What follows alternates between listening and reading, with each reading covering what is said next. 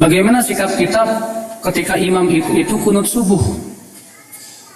Para ulama mengenai hukum kunut subuh menjadi dua pendapat.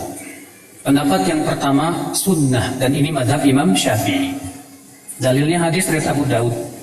Lam yazal Rasulullah SAW yaqnutu fil fajr hatta faraqat dunya. Rasulullah senantiasa kunut subuh sampai meninggal dunia. Sementara imam yang tiga, yaitu Imam Ahmad, Imam Malik, dan Imam Abu Hanifah berpendapat tidak disyariatkan kunut subuh. Alasannya karena dalil yang dijadikan hujah oleh Imam Syafi'i itu dhaif. Di dalam sanadnya ada seorang perawi yang bernama Isa bin Mahan Abu Ja'far Ar-Razi. Dia buruk hafalannya.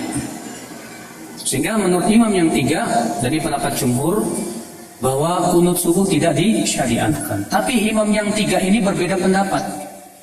Apakah sampai kepada derajat bid'ah atau belum? Imam Malik dan Imam Ahmad mengatakan belum sampai. Jadi pendapat ahli hadis.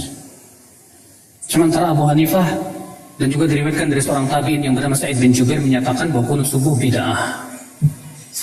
Dalilnya hadis Abu Malik Al-Asy'ari. Bahwa Abu Malik Al-Asy'ari bertanya kepada orang tuanya, kepada bapaknya, "Hai ayahku, engkau salat di belakang Rasulullah, Abu Bakar, Umar, Utsman, dan Ali. Apakah dahulu mereka kunut subuh?" Kata ayahnya, "Hai anakku, itu semua diada-adakan." Sehingga menurut Abu Hanifah, ini menunjukkan kunut subuh apa? Bid'ah.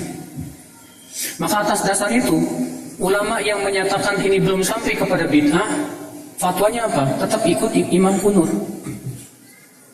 Karena apa? Karena ini masalah-masalah khilafiyah ijtihadiyah.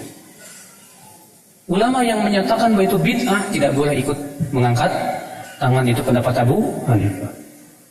Ya, saya lebih condong kepada pendapat Imam Ahmad dan Imam Malik.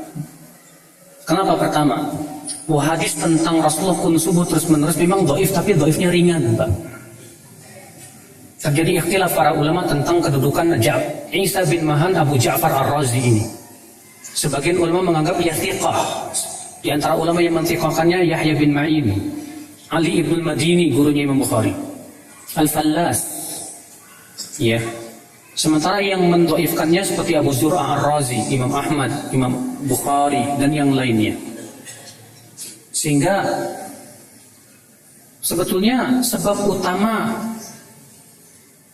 yang perselisihan ini gara-gara satu perawi ini aja, yang bernama Abu Ja'far Isa bin Mahan Abu Ja'far Ar-Razi. Apakah dia dhaif atau tidak? Mereka yang mengatakan Abu Ja'far Ar-Razi thiqah mengatakan apa? Hadisnya sahih sunnah. Mereka yang mengatakan enggak, Abu Ja'far Ar-Razi buruk hafalannya, mereka mengatakan hadisnya dhaif. Namun dhaifnya tidak berat, Pak, ringan.